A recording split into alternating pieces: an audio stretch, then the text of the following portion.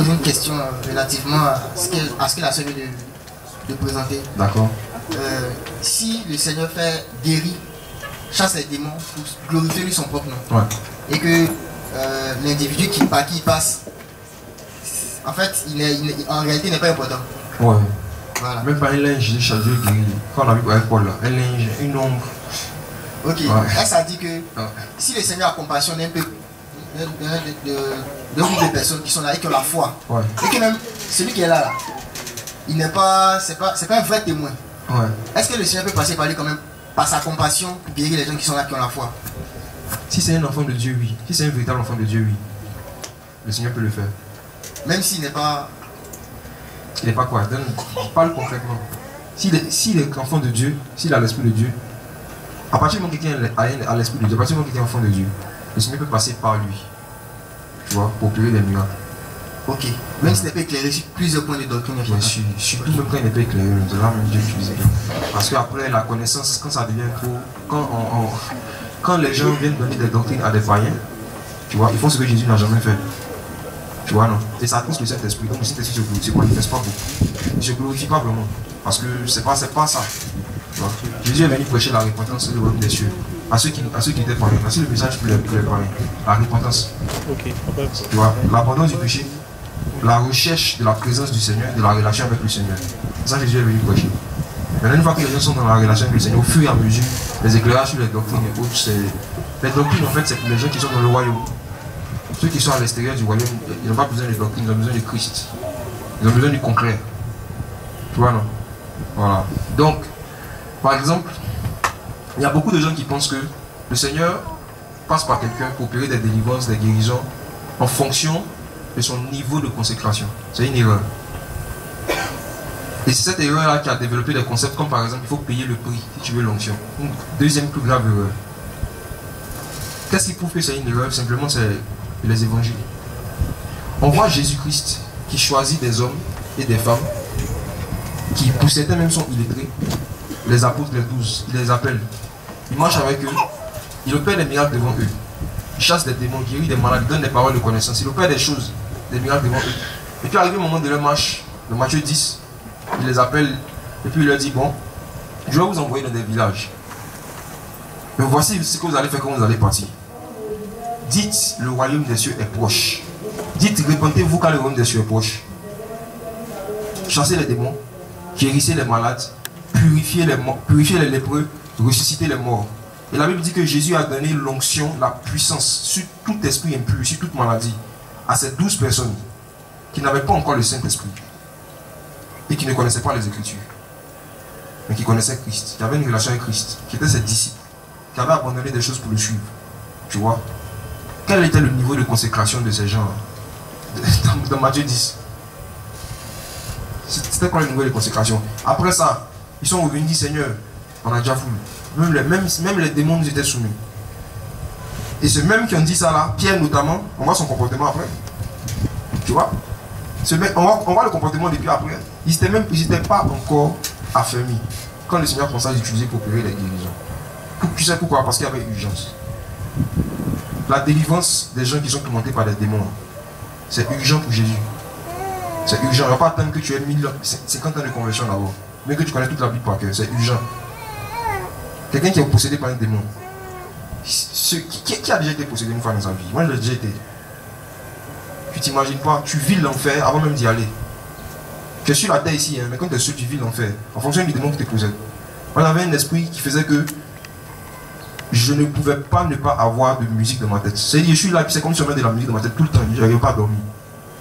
La nuit, je dormais difficilement.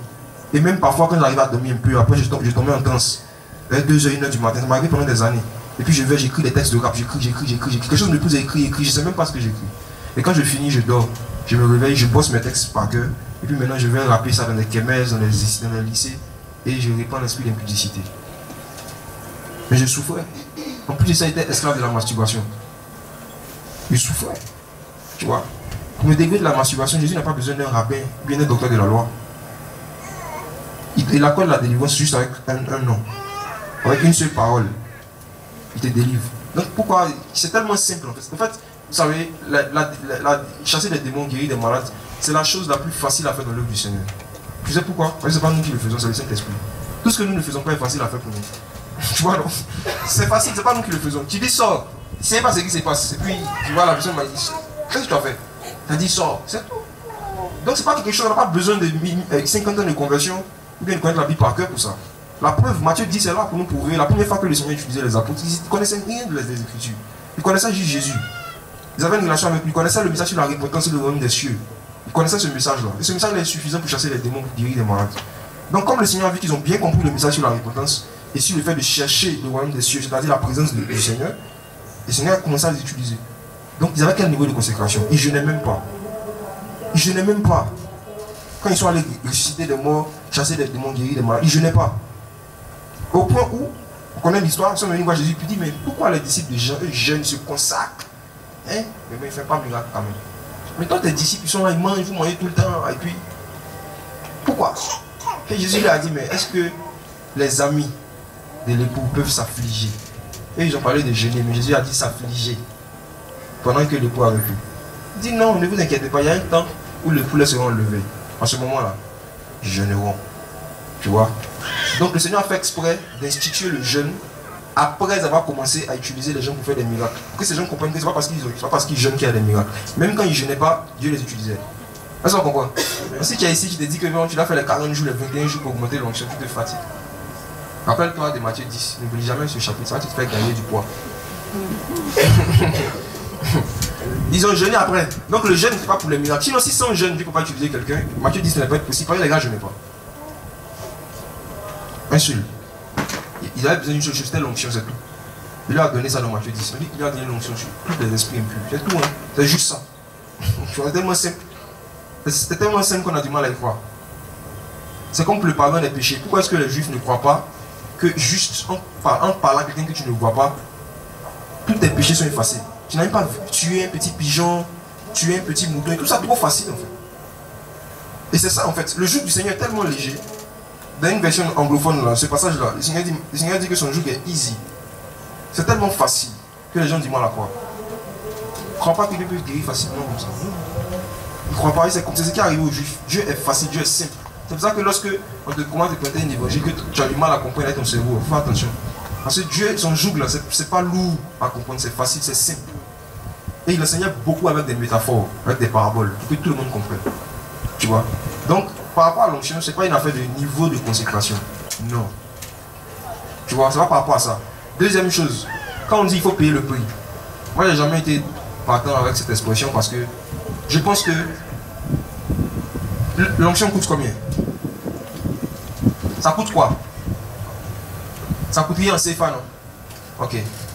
Mais est-ce que vous savez que l'huile physique sous la loi avait un prix? Ça coûtait quelque chose. Et le Seigneur avait demandé de prendre les huiles les plus chères, les parfums les plus chers.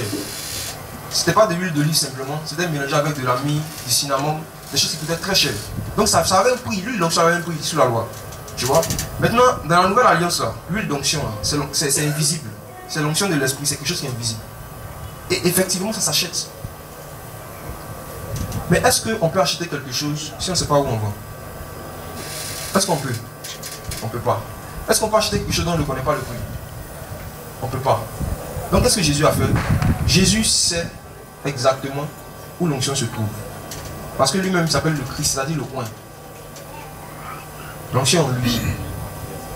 Première chose, il est venu avec l'onction sur la terre. La Bible dit que dans l'Hébreu, que le Messie en entrant dans le monde, on lui a dit dans Hébreu 1:9, il dit, tu es rentré dans le monde et ton Dieu t'a oint d'une huile de joie. Donc il est né avec l'onction. Il est né avec l'huile, c'était en lui. Maintenant, quel était le prix à payer pour que cette onction-là nous soit donnée? C'était son sang. C'était le sang de Jésus. Tant que son sang n'était pas versé, personne ne pouvait avoir une onction constante.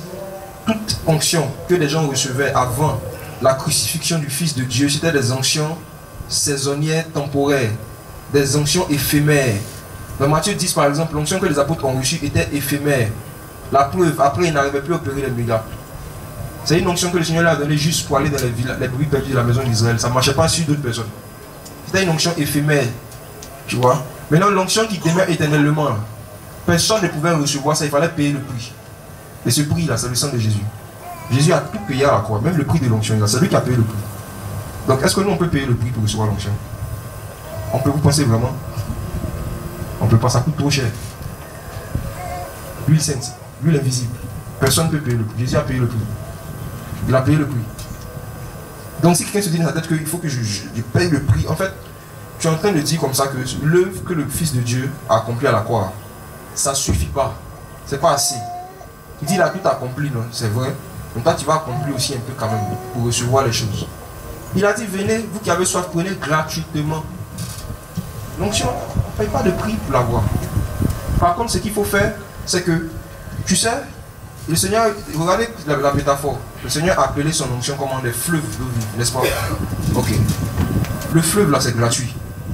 Est-ce qu'on paye? Si tu veux boire l'eau de Marigot, est-ce que tu payes? On ne paye pas, non? Ok. Mais qu'est-ce que tu dois faire pour boire un fleuve? Un fleuve, ça ne coule pas comme ça du haut. Ça coule comme ça, en bas. Qu'est-ce que tu dois faire? Tu dois te rabaisser. C'est pourquoi? Personne ne peut boire un fleuve sans se rabaisser, c'est pas possible. Donc ceux qui veulent être continuellement remplis de l'esprit doivent continuellement s'humilier, se rabaisser devant le Seigneur. C'est tout. C'est juste ça. À chaque fois que tu te rabaisses, tu bois. C'est aussi simple que ça. À chaque fois que tu te soumets à un commandement que Dieu te donne, à la parole du Seigneur, le Seigneur te remplit de son esprit. À chaque fois que tu obéis au Seigneur, tu te soumets au Seigneur, le Seigneur te oint davantage. L'onction augmente l'obéissance. C'est quand on s'abaisse qu'on boit le fleuve. Donc les orgueilleux ne peuvent pas être remplis de l'esprit. Ils ne peuvent pas avoir l'onction de manière continuelle, c'est pas possible. Les gens qui ne veulent plus se rabaisser devant Dieu, arriver au moment de leur marche avec le Seigneur, perdent l'onction. Parce que personne ne peut boire un fleuve sans se rabaisser. Et cette métaphore, on la retrouve dans l'histoire de Gédéon, dans le livre des Juges. N'est-ce pas? Gédéon voulait aller en guerre. On peut lire ça? Le Seigneur lui a dit, voici ceux qui vont pouvoir faire la guerre. Là. Voici leur comportement. Regarde comment ils boivent l'eau.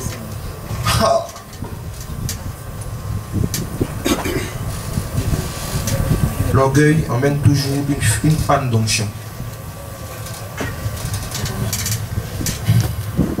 Même quand tu gênes par orgueil, plus tu gênes, moins tu es rempli de l'esprit. Ça diminue. Alors, c'est dans Juge chapitre 7. Ok. À partir du verset 1. On va lire à partir du verset combien? Non, à partir du verset 1. Juge 7 à partir du verset 1. Je lis. Jérubal, qui est Gédéon, et tout le peuple qui était avec lui se levèrent de bon matin et campèrent près de la source de Harod. Le camp de Madian était au nord vers la colline de Morée. Yahweh dit à Gédéon, le peuple qui est avec toi est trop nombreux pour que je livre Madian en ses mains, de peur qu'Israël ne se glorifie contre moi, en disant, c'est ma main qui m'a délivré. Vous voyez ce que le Seigneur dit? Son peuple veut aller en guerre. Il dit, de toute façon, ils sont beaucoup. Ils vont se dire que c'est parce qu'ils ont payé le prix. C'est ça en fait. Ils vont se dire, comme ils sont nombreux là, ils ont payé le prix. Le Seigneur dit, non, non, non. Quand vous allez gagner la guerre, ils vont penser que c'est parce qu'ils sont beaucoup. Donc, qu'est-ce que tu vas faire? Au verset 3, maintenant donc fais publier ceci aux oreilles du peuple et qu'on dise que celui qui est craintif et qui a peur s'en retourne et s'éloigne de la montagne de Galade. 22 000 hommes parmi le peuple s'en retournaient, il en resta 10 000. Ça veut dire qu'il y en avait combien au total? 32 000. Gédéon a soulevé 32 000 personnes pour aller à la guerre. 32 000 personnes. Il s'est dit qu'il faut 32 000 personnes forcément, c'est le prix à payer. Maintenant regardons ce que le Seigneur dit. Il dit qu'il faut renvoyer 22 000.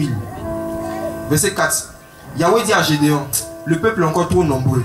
Fais-les descendre vers l'eau, et là je les épurerai. Celui à propos duquel je te dirai que celui-ci aille avec toi, ira avec toi. Celui à propos duquel je te dirai que celui-ci n'aille pas avec toi, n'ira pas avec toi. Il fit donc descendre le peuple vers l'eau. Et Yahweh dit, tous ceux qui laperont l'eau avec la langue, comme lappe le chien, tu les sépareras de ceux qui se mettront à genoux pour boire. Ceux qui l'appellent l'eau en la portant à la bouche avec leurs mains furent au nombre de 300 hommes. Et tout le reste du peuple se mit à genoux pour boire. Et Yahweh dit à Gédéon, c'est par les 300 hommes qui ont lapé, les lapeurs, que je vous délivrerai et que je livrerai Madian entre tes mains, que tout le peuple s'en aille, donc chacun chez soi. Alors, de 32 000 soldats, on est passé à 22 000, à 10 000. De 10 000, on passe à combien? 300. Vous imaginez ce que quelqu'un a calculé sur le pourcentage, s'il vous plaît. Vous allez voir le nombre d'œuvres qu'il ne faut pas faire forcément pour pouvoir être utilisé par Dieu. Regardez, 32 000 c'est 100%. Et 300 c'est combien de pourcents? Calculateur, c'est quelqu'un peut me dire. Ceux qui sont faits en maths là, où êtes-vous? Combien de pourcents? 0,09%. 0,09%. Dieu a utilisé 0, même pas 1%, 0,09% de ce que Gédéon, en plus, 0,009. Dieu utilise 0,0000 pour les 0,9 % de ce que Gédéon voulait utiliser pour aller remporter des victoires. Et c'est exactement ce qui se passe dans la marche avec le Seigneur. On peut prêcher souvent pendant 2 heures, même 1 heure. Et puis il y a une seule fois, nous ce qu'on a dit là, c'est une seule fois qui a touché les gens. C'est ça que Dieu utilise pour convertir quelqu'un. Et regardez, le critère éliminatoire c'était quoi? La manière de boire l'eau. Ceux qui buvaient l'eau comme des chiens, ceux qui se rabaissaient, qui s'humiliaient là, c'est eux que Dieu utilisait. Ceux qui buvaient en choco, ils sont partis à la maison. Amen. Alléluia. Amen. Le critère pour être éliminé, là, il fallait boire l'eau simplement, juste en s'agenouillant. Le critère pour être choisi, en plus de s'agenouiller, il fallait aussi se rabaisser. Il fallait laper. Laper et puis boire, qui connaît la différence? Voici le fleuve. Voici le fleuve qui est là. Il y avait 2 catégories de personnes. Tout le monde s'est abaissé. Tout le monde a avalé de l'eau. Maintenant, la manière d'avaler était différente en fait. C'est ça, non? C'est ce que le passage dit? Ils étaient tous abaissés. Maintenant, on dit à ceux qui lapaient comme les chiens, et puis à ceux qui buvaient en se rabaissant, il n'y a pas de problème. Mais le Seigneur voulait les chiens, là, ceux qui lapaient comme les chiens. Sinon, eux tous, ils se sont mis à genoux, il n'y a pas de problème.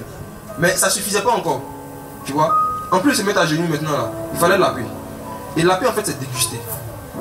N'est-ce pas? C'est quand quelque chose, tu trouves vraiment du goût. C'est quand quelque chose t'intéresse. Tu trouves ça vraiment appétissant que tu lapes. Ça, on comprend.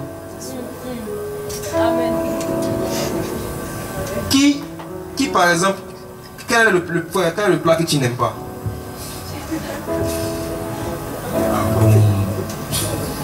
Je veux dire le foot. Tu y vois rien? Non, dis-moi comme ça. Tu y vois rien? Je suis béninois. Voilà, c'est bon, ok. Tu vois, ok. C'est le foutou, non? Supposons que tu vas en mission dans un village. Quelqu'un te donne du foutou. Par respect pour les gens. Tu vas manger, mais tu vas pas manger. En tout cas, par respect pour les gens, je veux essayer de manger. Tu vas manger, non? Ah oui, oui. Est-ce que tu as lapé? Non. Ok, donc on est d'accord que en tant qu'être humain, on ne lape pas quelque chose qu'on ne trouve pas particulièrement bon. Donc comment est-ce que des hommes peuvent trouver du plaisir dans un fleuve au point de le laper?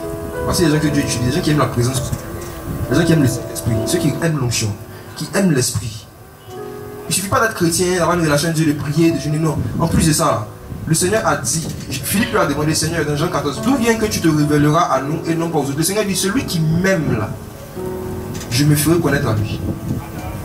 Donc le critère là, c'est l'amour. C'est l'amour. L'amour, l'intérêt, l'attention que tu portes au Saint-Esprit. C'est l'amour que chacun de nous avons pour le Saint-Esprit qui nous différencie et qui détermine ce que Dieu va faire avec nous, Dieu va faire avec nous. L'amour pour le Saint-Esprit. C'est parce que l'apôtre Paul aimait tellement le Saint-Esprit qu'il a écrit aux chrétiens thessaloniciens, il dit, je vous en supplie, n'attristez pas le Saint-Esprit. N'attristez pas le Saint-Esprit. Quand tu lis ce passage-là, tu lis juste la phrase, tu ne vois pas le fleuve qui est dedans, tu ne vois pas la profondeur. Tu regardes comment un homme, tu vois l'amour, l'affection, l'attention qu'il avait pour le Saint-Esprit. N'attristez pas le Saint-Esprit. Tu vois? Donc en fait, le fleuve là, tout le monde a bu, il n'y a pas de problème. Mais il y en a dans leur manière de boire, tu voyais qu'ils aimaient ça particulièrement, au point de laper. Et on les voyait comment? Comme des chiens. Donc c'est-à-dire aux yeux des gens, c'était humiliant. Vous voyez? Et regardez, quelqu'un qui a lapé, Zachée. La Bible dit que Jésus est à Jéricho. Tout le monde est venu le voir. Il n'y a pas de problème. Tout le monde s'est rabaissé devant le fleuve. Mais il y a un seul qui est monté sur un arbre. Il a fait des singeries. Tellement il voulait voir Jésus. Entendre sa voix ne lui suffisait pas. La Bible dit que il était court, il était petit de taille. Donc Jésus prêchait, il entendait. Mais il voulait le voir. Il ne voulait pas l'entendre seulement, il voulait aussi le voir. Donc il a été prêt à se comporter comme un animal pour voir Jésus. Il s'est comporté comme un singe. Alors que c'est un homme riche. Il a beaucoup d'argent. Mais il s'est comporté comme un singe. Tellement il avait le désir, il voulait voir Jésus. Tu vois? Donc si le Seigneur, j'essaie de coller ces deux images-là, pour Gédéon et pour Zaché. Si le Seigneur devait utiliser des gens dans les Zaché, il allait dire, regarde, ceux qui vont monter ici, hable. C'est Jésus, il va dormir. La foule le suivait. Jésus n'est même pas allé dormir chez Matthieu. Il n'est même pas allé dormir chez Jean. Il passait comme ça. Il est venu là regarder le gars. Il dit, Zaché, je dors chez toi aujourd'hui. Tu as été prêt à faire des singeries juste pour me voir. Je viens chez toi. Dieu est touché à chaque fois qu'un pécheur, un être humain, est prêt à s'humilier, à se rabaisser, pour passer du temps dans sa présence, pour le voir, pour le contempler, pour le connaître. C'est le secret de la plénitude constante du Saint-Esprit. À chaque fois que le Saint-Esprit se sent désiré, il te remplit. Parfois, tu n'as même pas besoin de parler. Juste un soupir. Comme David disait, mon âme soupire après toi. Quand ton âme soupire, tu ne parles même pas. Tu es là, c'est un désir qui est dans ton cœur. Tu dis, Saint-Esprit, je veux vraiment être proche de toi. Je veux vraiment avoir cette amitié, cette intimité avec toi. Il te remplit en même temps. Donc, voici le prix à payer. S'il y a un prix, c'est ça. C'est s'humilier. Et désirer de manière constante la présence du Saint-Esprit. Un chrétien qui désire de manière constante la présence du Saint-Esprit, qui veut la paix, il ne peut pas avoir 4 heures libres et puis il va prendre ça pour y aller film. Il ne peut pas. Il ne peut pas avoir 5 heures de temps, 6 heures de temps, il va prendre ça pour jouer au Ludo. Il peut jouer au Ludo 1 heure, puis le reste il va prendre ça pour aller faire des choses spirituelles. C'est le désir, la soif, l'intérêt que chacun de nous on montre à la présence du Saint-Esprit. C'est ça qui nous différencie. Ce n'est pas une affaire de jeûne, de prière. Non, le jeûne c'est à quoi? Même sous la loi, ça servait à s'humilier. Le but du jeûne, encore, c'est ça. C'est pourquoi humilier son âme devant Dieu par rapport à un sujet. Donc le jeûne n'est pas pour s'élever, pour se glorifier, c'est pour s'humilier. Le jeûne est un outil d'humiliation de l'âme que le Seigneur met à notre disposition. Et un puissant outil pour bien boire encore le fleuve. Bien boire. Tu vois. Et les chrétiens qui ne jeûnent pas, c'est dommage, ils ne savent pas à côté de quoi ils passent. Le jeûne est excellent pour être disposé, pour être rempli de l'esprit, pour recevoir les choses du Seigneur. Excellent. Mais il y a un seul critère que le Seigneur regarde. C'est pour ça qu'il dit l'humilité précède la gloire. Donc ce qui envoie le déclenchement de la gloire, c'est pas voilà, les heures de prière que tu fais, le nombre de jours de jeûne. Moi j'évite autant que je peux de parler de ma vie de jeûne. De un, pour ne pas donner un complexe d'infériorité à certains chrétiens qui pensent que c'est en fonction de ça que Dieu nous utilise. Parce qu'il fait partie de ceux, comme les apôtres, que le Seigneur a commencé à utiliser sans que, alors que j'avais jamais jeûné 2 jours. Non. Donc, je sais que c'est pas parce que je jeûne que le Seigneur fait des choses. Le jeûne c'est pour ma relation avec le Seigneur. Parce que l'époux nous a été enlevé physiquement. Voilà, par rapport au jeûne. Le Seigneur a dit que en fait, les amis de l'époux vont jeûner. Pourquoi? Parce que l'époux leur sera enlevé. Ça veut dire que le motif même de leur jeûne, c'est encore par amour pour la présence du Seigneur. Physiquement, il ne sera plus là. Mais ils vont vouloir forcément être conscients de sa présence, savoir aller toujours en profondeur de la conscience de sa présence. Donc ils vont jeûner pour ça. Donc ils jeûnent par rapport à sa présence. Est-ce qu'on comprend? C'est pas pour t'utiliser. Non. On jeûne parce qu'on l'aime. On jeûne parce qu'on a une amitié avec les amis de l'époux. C'est notre amitié qui nous pousse au jeûne. On jeûne par amitié, pas par intérêt. Si tu jeûnes pour que Dieu t'utilise, tu jeûnes par intérêt. Témoignage. En 2012-2013, l'année scolaire 2013, j'étais étudiant. Et il y a... Le Seigneur a commencé à faire certaines choses par nous-mêmes. En général, on partageait la parole. C'était ce qui était occupé, c'était la manifestation démoniaque, continuellement. C'était que ça. Et il y a un de mes amis qui m'a regardé, qui m'a observé, avec qui je dormais souvent, on dormait très souvent ensemble. Et à un moment, on avait à cause de l'école parce que les cours avaient commencé. Et avant, quand il venait dormir chez moi, on se voyait régulièrement, je ne jeûnais pas. Pour dire vrai, je n'avais jamais jeûné. Et le Seigneur, tout ce qu'il faisait par moi, c'était exhorter à la repentance, les gens se repentaient et tout. Maintenant, quand il a commencé à avoir en plus de ça beaucoup de délivrance, c'était dans la période où cet ami-là m'avait perdu de vue un peu. Donc il s'est dit en lui-même, sûrement que Jacques est rentré dans un long moment de jeûne. C'est pour ça que Dieu a commencé à passer. Donc moi aussi, qu'est-ce que je vais faire? Je vais jeûner. Parce que souvent on partait évangéliser ensemble. Il ne m'a pas dit, je ne savais pas. Il s'est engagé lui seul dans le secret à jeûner pendant 40 jours. Et il le faisait. Je ne comprenais pas chaque fois qu'on est ensemble, mon gars, là, il dit, alors mon gars, il dit, non, il n'est pas faim. Un autre jour, le soir, il t'invite, il n'est pas faim. Et puis il voit, il était toujours calme. Les gens qui font un long jeûne, ils ont dit, moi, il est tout chaud aussi. Donc ils ont faim. Donc il était là, il était calme. Et qu'est-ce qui se passe? Donc 40 jours après, il vient me voir un jour et puis il me dit, il ne peut plus suivre Jésus, il ne peut plus continuer à suivre Jésus. Il dit pourquoi? Et il m'explique maintenant le truc. Il dit en fait, voici ce que j'ai déjà dit, donc il a jeûné 40 jours. Et il dit, il a jeûné, il voulait que Dieu le oigne, Dieu lui donne l'onction pour la délivrance, pour chasser les démons. Parce qu'il pensait que c'est ce que j'avais fait. Parce qu'il est dans la période aussi, la vie avait maigri, il se disait qu'il était dans un truc. Donc dans sa tête, lui, c'est le temps compétition et moi. Et à la fin du 40e jour, il a eu un songe. Le dernier jour du jeûne. Où il dit un homme habillé, vêtu de blanc, est venu s'asseoir à côté de lui. Il a regardé, puis lui a dit félicitations. Et il a demandé félicitations pourquoi. Il dit, l'homme lui a dit, félicitations, tu as réalisé ton exploit, tu as fait ce que tu voulais. Il faut savoir que ce que tu as fait, tu as fait ça pour toi-même. C'est pas pour moi, ça ne me touche même pas.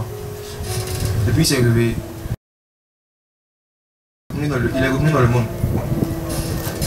Cette expérience, ça l'a cassé, ça l'a dit. Donc il est venu m'informer que je ne peux pas comprendre comment un Dieu d'amour peut voir quelqu'un qui jeûne pendant 40 jours pour lui, puis venir lui parler comme ça. C'est moi qui l'avais évangélisé. Donc il me dit non, que le Seigneur même quoi, c'est moi il aime, lui il n'aime pas. Donc il ne peut pas le suivre, il est retourné dans le monde. Dans le hip-hop, tout ça. Il était en prison même il y a quelques mois. Il est retourné dans n'importe quoi. Parce que dans sa tête, il écoutait beaucoup certains messages sur leur disait ça. Il faut jeûner pour l'onction. Tellement il était déçu. Il y a beaucoup comme ça. Hein. Ils sont déçus. Le jeûne a sa place. Mais le motif du jeûne, Jésus l'a dit. C'est parce que les poules seront enlevées, donc ils jeûneront. C'est pas parce qu'ils voudront être utilisés par les poules. C'est pas parce qu'ils vont vouloir être utilisés par les poules. Non. C'est parce qu'ils vont tellement aimer sa présence. Il y a des moments dans la vie chrétienne où prier simplement ne suffit plus. Tu pries, tu médites, tu t'efforces, mais tu sens que tu n'es pas rassasié, il y a quelque chose qui ne va pas. Quand c'est pour ça dans le jeûne. Parfois même tu perds le goût de la nourriture, tellement tu as envie de communier avec le Seigneur, tu as envie de vivre des choses avec Jésus. Tu n'arrives plus à manger comme avant. Tu vois? Donc c'est par amour pour la communion avec le Seigneur, la présence du Seigneur que tu décides de te priver de nourriture pendant un temps pour prier, pour glorifier le Seigneur. Mais regardez cet exemple-là, il a vécu ça avec un gars, moi ça m'a étonné, il dit, ça il lui a dit, il dit, moi tu me vois là. Une seule fois, il a dit, il a fait 3 jours de jeûne, de toute façon la faim m'a tapé. Il a coupé le deuxième jour. Là c'était à l'époque. Hein. C'était à l'époque. À l'époque, il n'y avait pas encore la carrure pour faire les longs jeûnes, il ne pouvait pas. Maintenant Dieu m'aide. Avant il ne pouvait pas. Donc il lui a dit, moi-même là, la manière dont tu as été surpris, la première fois les délivrances se sont passées et ainsi de suite. Moi-même c'est comme si surpris à chaque fois. C'est comme hier, j'en parlais avec des fois. Il dit en fait, quand en général le Seigneur manifeste l'onction, nous on a aussi surpris que ceux qui regardent. Il dit moi je ressens rien, je suis normal. On prie simplement où on parle et puis on voit les gens sont touchés. On ne sait pas qu'est-ce qui les touche. C'est la même chose qui est arrivée à Pierre dans Actes chapitre 10. Il était en train de parler à Corneille, il causait. Et puis un coup comme ça, tout le monde a commencé à parler en langue. Il dit aïe, aïe, qu'est-ce qui se passe? Pierre ne m'a pas dit, en fait j'étais un jeune. Parce qu'il avait jeûné la veille, vous vous souvenez? Voilà, il avait jeûné dans Acte 9. Pierre était surpris. Il dit ah, il prophétise. Mais qu'est-ce qui se passe? Donc Dieu l'a donné le Saint-Esprit. Ah mais c'est bien. Il dit c'est comme ça. Hein. À chaque fois qu'il se manifeste, nous-mêmes on constate comme tout le monde. Il dit ah bon, c'est que Dieu avait ah mais gloire à Dieu. Mais on pense que souvent on est devant, on a un écran devant nous. C'est ça, non? Puis on voit petit 1, petit 2, puis on dit. Les gens qui font croire que c'est la mystification, vous mystifiez. Non, c'est faux, comme tout le monde. Tu vois, le secret, c'est dans le fait de la paix. Désirer, aimer, déguster, montrer à Dieu qu'on considère sa présence, on considère son esprit. Et le goût du Saint-Esprit, il n'y a pas un plat sur la terre qui peut donner ce goût-là dans l'âme de quelqu'un. Il n'y a pas. La présence du Saint-Esprit, la présence du Seigneur. Non, il n'y a pas. C'est pour ça que des fois, quand tu as une communion profonde avec le Seigneur, tu perds la faim même quand tu n'es pas un jeune. Tu n'as pas trop faim, tu ne penses pas à la nourriture. C'est la présence du Saint-Esprit. Et Jésus a dit, mon sang est vraiment un breuvage. Ma chair est vraiment une nourriture. Tu vois. Donc, c'est ça, en fait, c'est la vérité qui est là. Tu vois. Mon vœu, c'est qu'il y ait beaucoup de, surtout les prédicateurs, ils entendent ça beaucoup. Parce qu'il y en a qui meurent dans le jeûne. Il y a un ami pasteur qui est mort l'année passée comme ça. insuffisance rénale parce qu'il a jeûné pendant 1 an. Lui, il ne sait pas, ce frère. Il voulait que Dieu n'a qu'à faire quoi avec lui, quoi. On dirait qu'il voulait que Dieu n'a qu'à l'utiliser pour diviser la merde de... Il ne sait pas ce qu'il cherchait, ce qu'il voulait expérimenter. Mais sûrement qu'il était mal enseigné, mais il était mal conseillé. Quelqu'un l'a mis sur un mauvais chemin. Il a jeûné jusqu'à 1 an. Dans l'année de son jeûne, il n'a même pas fini les 1 an. Il a eu des problèmes physiques parce qu'il ne se nourrissait pas normalement, il est mort.